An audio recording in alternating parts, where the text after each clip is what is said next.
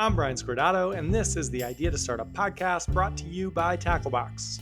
We accelerate ideas into real companies through the Tacklebox membership, and we think through startup strategy every Wednesday on the Idea to Startup podcast. You're here because you're thinking about an idea, or you're ready to launch something, or you already launched something and you're running full steam ahead. We're here to help with the counterintuitive stuff. On to it. Today, we are doing a long overdue mailbag. 3 great questions. Each one has come up a bunch of times before, and honestly, each one is good enough to deserve its own episode. Maybe someday. Today's lighter episode will act like a bit of a palate cleanser, a lemon sorbet in podcast form, to the dense ERP rubric episodes we just put out, which you should definitely listen to if you haven't. Responses for those ranged from, quote, I listened 3 times in a row and furiously took about 20 pages of notes, to Kevin in Minnesota, who said, quote, honestly, that was a bit too much. Thanks for reaching out. In fairness, he did try to soften the blow by saying Idea to Startup was his favorite podcast, and then ended with what I think was just a joke he thought I'd like, because out of nowhere he wrote, by the way, if yogurt is so cultured, how come I never see it at the museum? Then signed his name with no other explanation. Every fiber of my being wanted to reply, that joke was honestly a bit too much, but it wasn't, and I couldn't pretend it was. I loved it. You're okay in my book, Kev. Anyway, we are way off track already. Let's get into the emails. And if you've got a question, send it in to team@gettacklebox.com as always. We'll answer one question, we'll do a little jazz, then answer the other 2, and get you out of here on time. Question 1. How to commit to an idea, aka idea FOMO. Our first email comes from Shale in Wisconsin.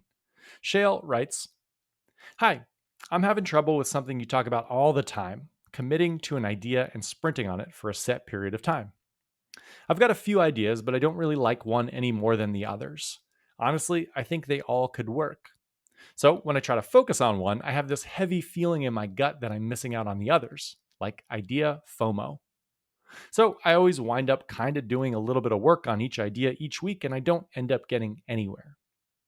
I guess the headline is I feel like I'm doing lots of random things on a few different ideas and not getting anywhere. I don't really know how to have a firm direction or North Star. How do I commit and stick to an idea? Ooh, this is a loaded one. And it's a question we get a ton. How do you make early progress when you aren't confident you're moving the right direction? There are 2 ways to answer this question. The first way is to assume that committing to an idea, in Shale's words, is a discipline problem, helping her work harder. The second is to assume that commitment is a strategy problem, helping her have a strategy. Most founders assume they're struggling with the first, discipline, when it is almost always the second, strategy. Since I don't have any more color on why Shale, very cool name by the way, can't commit, and I'm not super interested in finding out because I think both discipline and strategy are interesting and relevant and usually wound together tighter than a Twizzler, we're just going to hit them both. Discipline and strategy.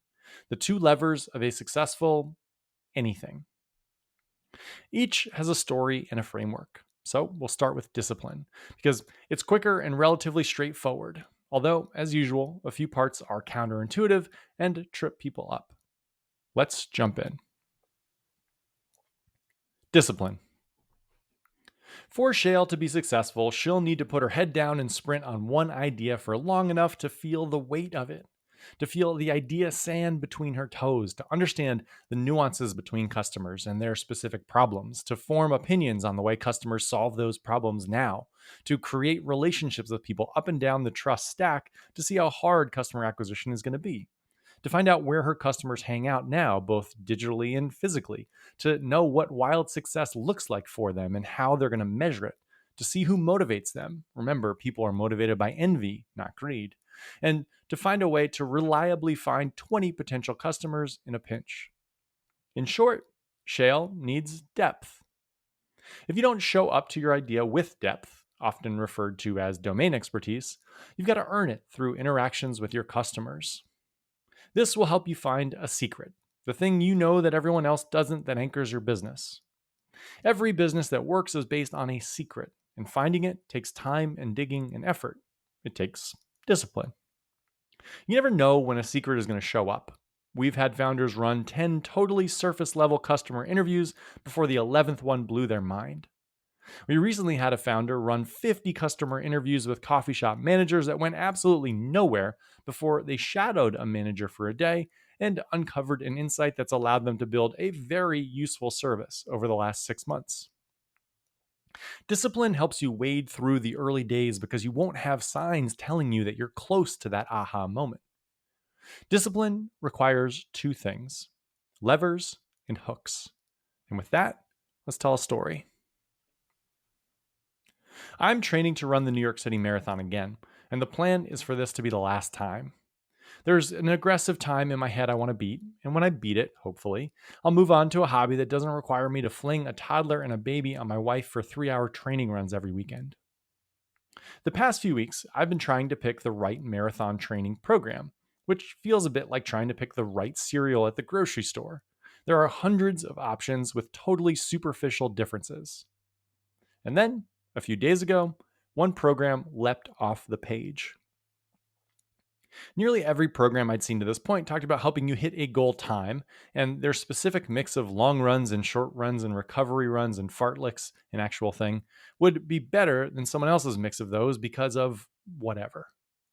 But this new program had a totally different focus. Here is their H1. A marathon training program built to make sure you don't get injured and miss your race. Some context: I've trained for the New York City Marathon 3 times and I've run it once. Injuries stopped me twice. I was intrigued. The site continued. There are 2 reasons people who train for marathons don't run them. First, they get injured during training and physically can't run on race day. And second, they get injured during training and while they continue to train after, they aren't prepared on race day. Our program is built to make sure you don't get hurt, which means you'll do every training run, which means you'll be prepared on race day, which means you'll run the race and probably hit your time. Marathon training is about preventing injuries. This reminded me of one of my favorite quotes by Shane Parrish: "The shortest path is the one you don't abandon." If you're hurt, you can't train, which means you won't reach your goals. Simple. The program then dug in on each of its 2 foundational elements: avoiding injury and sticking to the program. They cited numerous studies that showed running injuries happened in 2 scenarios: on long runs that were over an hour and a half, and during aggressive increases in weekly miles. Nearly every other program had at least one run each week that was well over an hour and a half, and they increased miles aggressively. This program doesn't. Instead, they focus on what they call the foundation of endurance, which is VO2 max. This is the measure of your body's ability to use oxygen during exercise. If you increase that, you'll apparently be able to run for longer. And the best way to increase it is through varied types of exercise and pace. So their training program has a bunch of short runs and interval trainings and sprints. And it also includes swimming and strength sessions. You run way fewer miles than other programs. There are only 3 runs over 2 hours in the whole program, yet pages of reviews saying that on race day, running for 4 hours wasn't a problem. This training approach, removing injury and focusing on VO2 max, is their lever. The other huge part of the program is the hook, the way they keep you on track. When you join, you're added to a Slack group with all trainees for your race split into teams of 5. Each Sunday, everyone posts their weekly schedule. At midnight on a random day each week, one runner from each team gets tagged and must post their workout or admit they missed it. Teams earn a point for a completed workout and lose a point for a skipped one. A live scoreboard tracks all teams, with members of the winning team getting a hoodie. Is this a bit silly? Of course it is. But do you feel awful if your name comes up and you didn't do your workout and you lose your team a point? Of course. Lever and hook. Lever, do the stuff that moves you forward in the smartest way possible. Hook, create external accountability to hold you to it. The shortest path is the one you don't abandon. So, for Shale, and potentially for you, the goal is to create levers and hooks. Begin by working backwards, like the running program. Start with the reasons you, or most founders, won't end up getting anywhere with their startup idea. The startup version of a running injury. Here are a few ideas for shale. First, they never talk to enough customers, so they aren't confident enough in the problem to not second guess it constantly. And they aren't externally motivated because they just live in their own heads. Second, they don't set clear validation milestones, so they're always working in circles with no visual progress as a motivator. Third, they try to validate everything customers, product, pricing, etc., all at once, instead of picking one core assumption at a time and tackling it, so they get some momentum. Fourth, they jump between ideas, so they never get anywhere. Fifth, they give up on a strategy when they're 85% of the way towards something interesting because the closer you get to something real, the scarier that real thing gets. Pick your version of the runner's injury and write it down. Now, architect a program for yourself that's oriented around making sure that thing doesn't happen. So, if your quote injury is not speaking to customers, what's a program of levers and a hook to make you speak with customers? Maybe you need to send 10 cold emails each morning before you have coffee, which means you'll start to build out the system to make those 10 emails better and more targeted and increase response rates. And your hook is that maybe you host an event or sign up to a conference or buy a summer slot at a farmer's market or join a startup program or something you can't get out of. Now, to the more interesting side of the problem and the more likely reason you aren't able to move forward: strategy. Strategy. Strategy and discipline are inextricably tied because procrastination, or not committing to an idea, is very rarely a pure discipline problem like most founders assume it is. It's often an emotional problem. Startups are likely very different from anything you've ever done in your life. Even if you're the first employee at a startup, your path has been laid out. There are goals in existing projects and probably KPIs and OKRs. You're told, even if it's broadly, what to do. When it's your own thing, as my dad used to say, you can always scrap it and build a toaster, meaning literally everything is on the table at any moment. That is terrifying. If discipline is the ability to run fast, strategy is telling you where to run. Running fast is hard if you aren't confident you're going the right way. That's why so many founders tell me they wake up early, get to their desk, and can't do anything. Discipline without strategy is worthless, intertwined like a Twizzler. The way to increase discipline is to clarify your strategy, which brings up what maybe feels like an obvious question, but might not be. What is strategy, especially for a company at the early stage? I think about strategy as using your unfair advantage to make it outrageously hard for anyone else to compete with you. If you're making a coffee machine with no plastic and all the other coffee machines have plastic in them, if you lean fully into the no plastic thing, it'll be really hard for competitors to react. Because if they pivot and make a no plastic machine, they're undermining all their current plastic machines, which make up all their sales. Strategy is when your move benefits you and hurts competition. But again, at this stage, that isn't all that helpful because you might not know what your unfair advantage is just yet. As with most things that are hard to pin down, I find it's best to start with what strategy isn't. Richard Rumelt, in his wonderful book Good Strategy, Bad Strategy, defines bad strategy in 4 ways. First, fluff. In his words, fluff is a form of gibberish masquerading as strategic concepts or arguments. It uses Sunday words, words inflated and unnecessarily abstruse and apparently esoteric concepts to create the illusion of high-level thinking. I will say that for a guy talking about Sunday words, he sure used a bunch of Sunday words, but you get it. We'll move on. Next is the most important one: failure to face the challenge. Rumelt says that bad strategy fails to recognize or define a challenge. When you cannot define the challenge, you cannot evaluate a strategy to improve it. I've got a post-it with this written on my monitor. Next is mistaking goals for strategy. Many bad strategies are just statements of desire rather than plans for overcoming obstacles. And finally, bad strategic objectives. A strategic objective is set by a leader as a means to an end. Strategic objectives are bad when they fail to address critical issues or when they are impractical. I think that bad strategy boils down to avoidance. Doing everything you can except explicitly stating the challenge and choosing a path to attack it that plays to your strengths. which means good strategy is about choosing a path.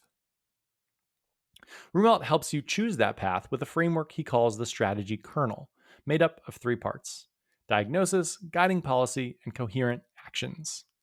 Here's Rumelt on the three parts. First is diagnosis.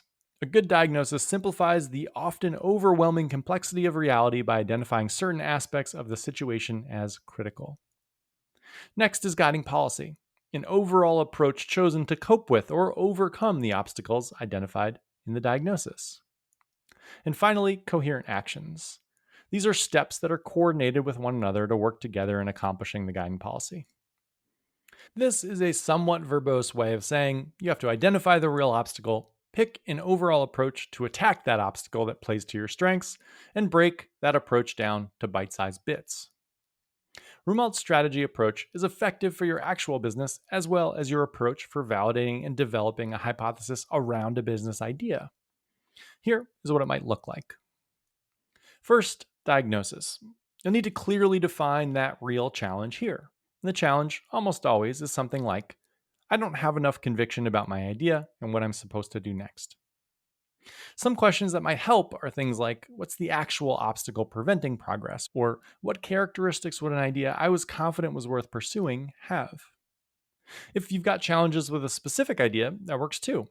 Maybe you're worried about selling to B2B or entering a market where you've got no experience. Great, write it down. Next is guiding policy, how you'll overcome the challenge. If the big thing preventing your progress is speaking with customers, maybe you'll choose an idea where you naturally have the most access to customers to speak to. If the problem is you aren't sure customers feel real pain, maybe you choose a problem you're personally dealing with. If it's insecurity about your ability to build an impactful business, maybe you pick an idea where your background gives you a serious advantage, an idea you've been subconsciously preparing to start for years. And finally, coherent actions, your sprint plan. Translate your guiding policy into 2-week sprints. Maybe weeks 1 and 2 are 15 customer interviews. Weeks 3 and 4 are intent tests. Weeks 5 and 6 are a concierge MVP with one customer. And then the last day of week 6 is blocked off for your decision. Is this idea worth another 6 weeks? What hypotheses and assumptions are you still working on? What customers are most excited? And on and on. There needs to be an end date where you step back and reflect. There also needs to be a kill switch, a clear scenario where you're going to ditch the idea. Maybe it's if 90% of people you interview don't see this as a real problem they want to solve, or if you can't get in touch with 10 people in a week. It doesn't necessarily mean to kill the idea altogether, but to adjust assumptions or your hypothesis or your customer and start back at week 1. If I tell you to hop on a treadmill and sprint, you'll tell me no. If I tell you to hop on a treadmill and sprint for 3 minutes, you might do it. Strategy for founders is about making the best with the incomplete information you've got, moving forward in a world of uncertainty. This usually requires extra structure, something founders don't anticipate and often buck against, and definitely have never set up for themselves before. What feels like a discipline problem is almost certainly a strategy problem. So, define the problem, build a set of actions to go after it, create an end date, create kill criteria, then use the levers and hooks of discipline to get it done. So, Shale, run through this system, strategy then discipline, and get to it. Whew, that was a little longer than I thought it was going to be, but hopefully it was useful. Time to break. We'll get to a few more questions after a little smooth jazz. Hey, we finally got a free trial at Tacklebox. So if you've got a startup idea and a full-time job, head to gettacklebox.com and get started. We'll create some structure for you and get you going on interviews before you have to pay a dime. Think of it as instant momentum. Back to it. Question 2. The key stories. The first question was long and startup strategy focused. The second one will be shorter and also still startup strategy focused. The pod is called Idea to Startup. What'd you expect? Here is James in Florida. Hey, I've listened to like 200 episodes of the podcast and you tell tons of stories and give tons of frameworks. What piece of advice do you give founders the most? What are the stories to remember? Thanks, James. Great question. You know I love telling my stories. There are two key ones. One is my story, and one actually isn't. We'll start with the one that isn't. I've heard it's from a guy named Astro Teller, but my old boss used to use it all the time too. It's got a fair amount of strategy in it, and it is, without a doubt, the thing our best founders do and our worst founders do not. Let's say I told you that in 2 months you needed to get a monkey to recite Hamlet on top of a pedestal. How much time would you spend building the pedestal? It seems like a silly question because obviously you wouldn't spend any time at all on the pedestal. On the day you needed the monkey to recite Hamlet, you'd probably find a pedestal or use a chair or something. The pedestal doesn't matter. Anyone can get a pedestal. But like 95% of founders I meet are spending most of their time chiseling away at a pedestal because making a pedestal makes sense. We can wrap our arms around it. We can tell ourselves that, hey, the monkey's going to need that pedestal eventually, so we might as well get started on it now. And then we get into it and we decide to make it a nicer pedestal or a taller pedestal or paint it Carolina blue. The pedestal dilemma is the dilemma of sequencing. I'll have to do this eventually, so I might as well do it now, is logic that will work exceptionally well in like 99% of your life and absolutely torpedo your chances of building a successful business. When you're building a company, your runway is going to be finite. Either the time you can spend or the money you can spend or both.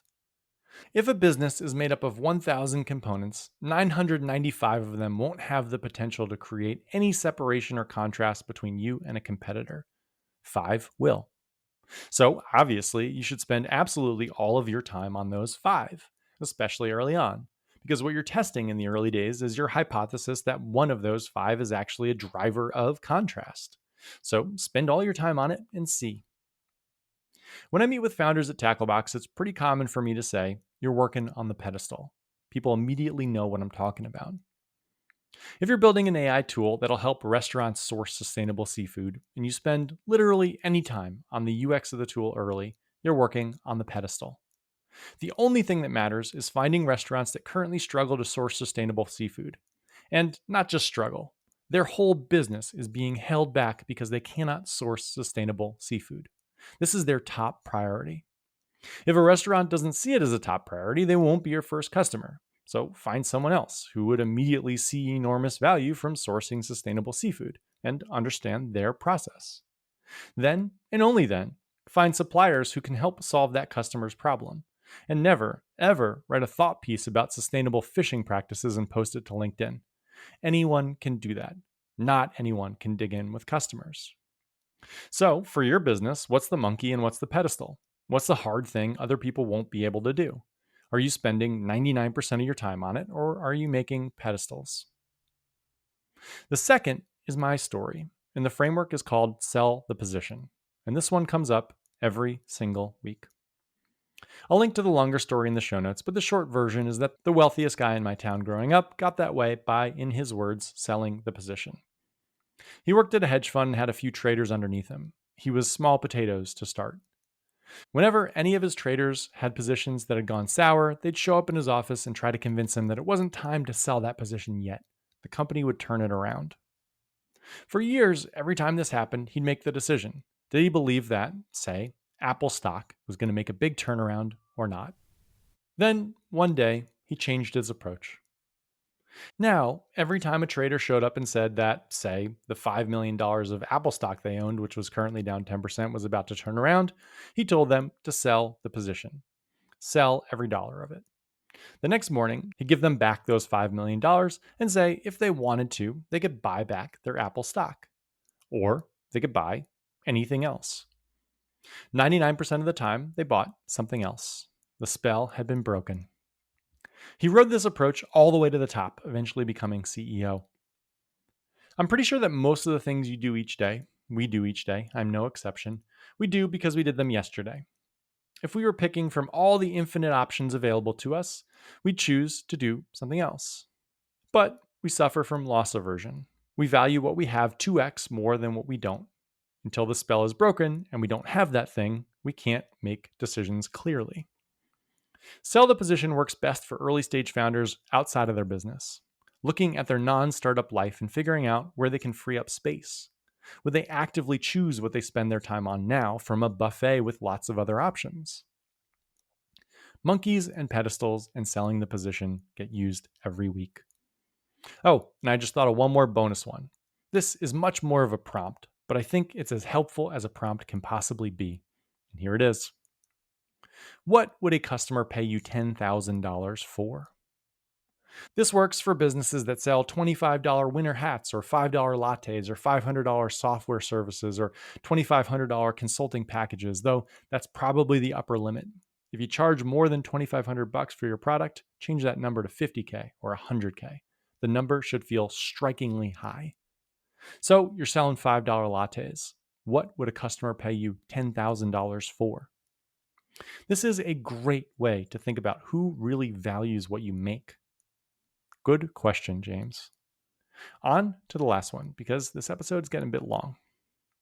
This is a short one, and it's from a founder we'll leave nameless. Hey, I'm 50. I know that isn't old, but I'm thinking of starting a company, and companies take time. If I start a company today and it takes 7 to 10 years, that means I'll be 60. So, should I still do it? I've gotten this type of email a ton, and the specific age has nothing to do with it. I've had people say, I'm 25, which means I'll be 35 and will have missed prime earning years. Or I'm 40 and my kids are 3 and 5. That means I'll be 50 and miss their formative years, and on and on. People are terrified of a 10-year commitment, which I get. So when people hit me with math, I answer them with math, and it's complicated, so bear with me. If you're 50 and you start a company that takes 10 years to be successful, by the time it is, you'll be 60. But if you're 50 and you don't start a company that takes 10 years to be successful, after those 10 years of not working on a company, how old are you going to be? My math tells me you'll still be 60. You just won't have a company. And I totally understand that this question is about opportunity cost and energy levels and a bunch of other feelings under the surface. But I think it comes down to a regret calculation. If you'll regret not starting a company, you should go for it. Moving purposely towards something creates all sorts of other positive benefits, even if they aren't directly related to your startup. And whatever you think is going to happen during those 10 years isn't a guarantee either. Just because you don't start a startup doesn't mean you'll have time and money or whatever else. It only guarantees that you won't have a startup. Piece of cake. Trying things is always better than not trying things, and if you're going to regret something, you should probably do it. Okay, got a bit long, but hopefully it was helpful. And there are a bunch of other questions here I wanted to hit that I didn't get to. Maybe I'll do another one of these in a few weeks. And obviously, if you want to ask me these questions in person or build your startup with us, head to gettacklebox.com and check out our programs. Have a great week. This was the Idea to Start a Podcast brought to you by Tacklebox, and we kind of just did the ad, so just enjoy some jazz.